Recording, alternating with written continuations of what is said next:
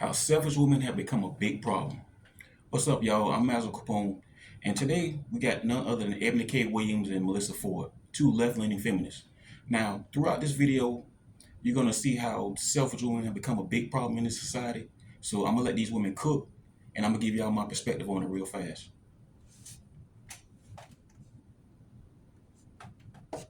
Tell it like it is, whether they get backlash or not. Basically, when you get to a certain age, your outlook on people does change a bit. You do start looking in other areas for love than what you would have when you were younger, right? Oh, so do you feel like with being more successful that happened as well? Because the dating pool seems to get smaller the more successful we are. The dating pool is a waiting pool, okay?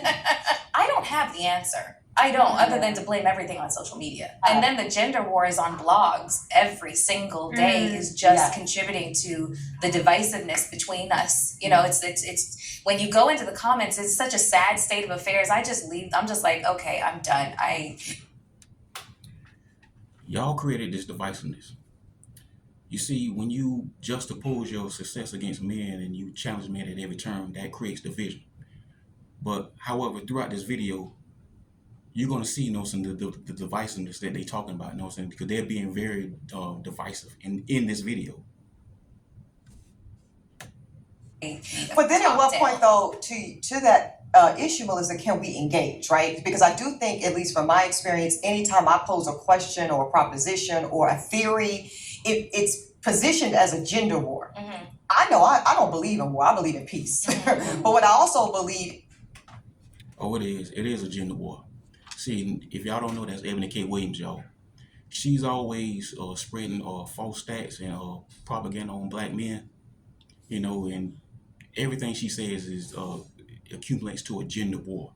You see, she hasn't got it yet. She hasn't really figured it out yet. As smart as this woman is, she's 40 years old and she's single. And she talks like she's this and she's that, but never once do you hear her say, what is a man getting if he gets her? She can't even keep a man. Believe is peace is not the same as silence. Mm-hmm. So you can't give me a scenario that I find unacceptable and expect me to just comply with it and call it peace. Mm-hmm. That's not peace. No. That's manipulation. Mm-hmm. There ain't no damn manipulation. Basically what she's saying is, that she's not going to cooperate with you. She's going to challenge you at every turn. That's really what she's saying. This is a very masculine woman. Just listen to her voice. Listen to how deep it is. She's so masculine. She don't even realize it. And like I said before, it's smart for as smart as this woman is. She hasn't really figured it out yet. She really hasn't figured it out yet. For as smart as she is, this is what's keeping her single. This woman is 40 years old and she's still single. She can't keep a man to save her goddamn life. She hasn't figured it out yet. And when it comes to shit like this, when it comes to topics like this, she's incorrect every time. For as smart as she is, she's incorrect almost every time.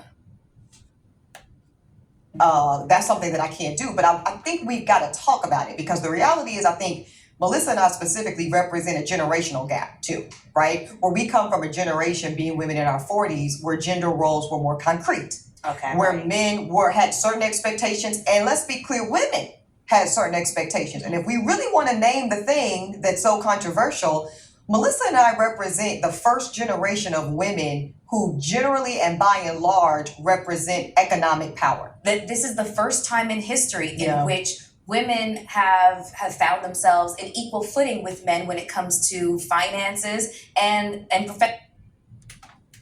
Well, they show us the stats that prove that shit then. Yo, you'll hear feminists say shit like this all the time, and women will never be on equal footing with men. Women are not on equal footing with us at anything. Only thing women are on equal footing to men is cheating. That's the only thing that on an equal footing playing field with us is cheating. That's the only thing they're equal to. And professionally speaking, there's nothing to compare it to. There's nothing. It didn't exist. It didn't exist. And so everybody still has that notion that everybody's vision of a perfect life is the white picket fence, getting married with the kids. And I was like, no, that was all that was available. I'm sure that there was women in the 20s that were like, I don't want these kids and I don't want him. You know what I'm saying? That's one way to put it, but shit, don't say that shit after you don't have the damn children. That's pretty fucked up. How selfish is this woman? This shit is crazy. And you hear people you hear people throughout the world, throughout this country, applauding shit like this. This is crazy.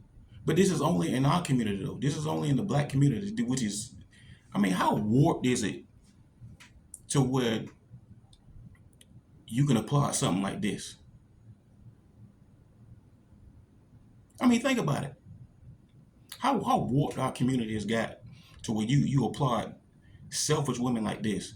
I mean, this is what's killing our community right now as we speak. But what was the option to a woman back then? Yeah. Right. But now a woman could say to herself, that's not my ideal, like life goals. I can really, take care of myself. I want to take care of myself. I want to be rich auntie. I want to travel. I want to see the world, and I don't really want to be burdened with, the responsibilities that somebody would say, hey, I love. Spoken like a true selfish woman. You see, she just saying that shit because she knows she's out of time and she has no options with high value men. You see, she's 47 years old, so she don't really have those options anyway. You know what I'm saying? Ain't no upper echelon man choosing Melissa Ford like that. You know what I'm saying? This woman is half 100. You know what I'm saying? See, when these women get in their 40s, they like to talk this old big shit like, you know what I'm saying, that they don't want this, I'm the this and I'm the that. But see, here's the thing. They only saying that shit because they pretty much giving up because they know it's pretty much over for them. They can't really get a high value man because the type of men that they want don't want them. You know what I mean? The type of men that they want don't want them. So what it is I know I can't get it, so therefore I gotta pretend like I don't want it. That's what that is. I love this thing. Yeah. We're all, it's your own, personal sense of identity, what makes sense to you. And this is the first time in ever where women have the wide berth to really investigate what their wants, what their needs as an individual and not a monolith is. Beautiful. And also have choice, right? I think there are women that have intrinsic value in being a wife and in being a mother. And I want to make that was the point of the MRS degree. That's what I was going to ask. Yes, that was the point. Is I'm not the threshold for most women that I know. I am an anomaly. I am an outlier. Okay, I'm someone who has been married earlier in my life. I got divorced very quickly, and I realized for me, being married and being a wife in and of itself has no intrinsic value. There it is, yo. Hit the motherfucking like button on the way out. She just said it all. Listen to how selfish this woman is. See how many eyes she had in her motherfucking saying this. Listen to this woman. I. This is a very selfish woman, and like I said before, she hasn't figured it out yet. For as smart as this woman is, and she's an intelligent woman, but she really hasn't figured it out yet. When it comes to topics like this, when it comes to the dating and romance game, she's incorrect every time. And I can't stress this enough, for as smart as this woman is, she's incorrect every time. How's that working out for you, Ebony? You're 40 years old and you're single. So that means I am not willing, nor am I incentivized to give a lot in order to have those capacities. Right. But I think that's not common. I think most women, especially Black women, do desire nuclear family. I think they do desire it. Now, here's where it gets complicated, to your point, Melissa. They're not so desirous of it that they are willing to do it under any and all circumstances, as the generation previous to them had to do. So now what you've got is a generation of Black women that say, listen, I would love to not be the breadwinner.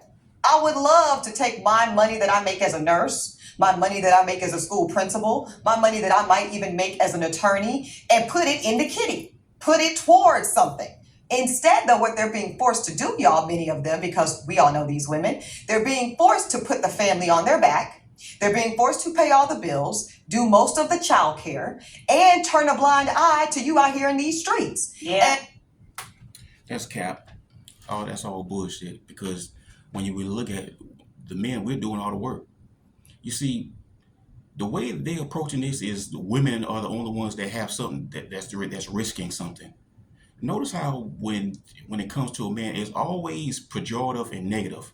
It knows it like everything that comes out with dealing with a man is just ominous and gloomy. But check this out, y'all. That's enough of that. Because the rest of this shit is just a bunch of boss chick babble. So I hope y'all like this video. And I'm Master Capone. I appreciate all y'all. And like and subscribe.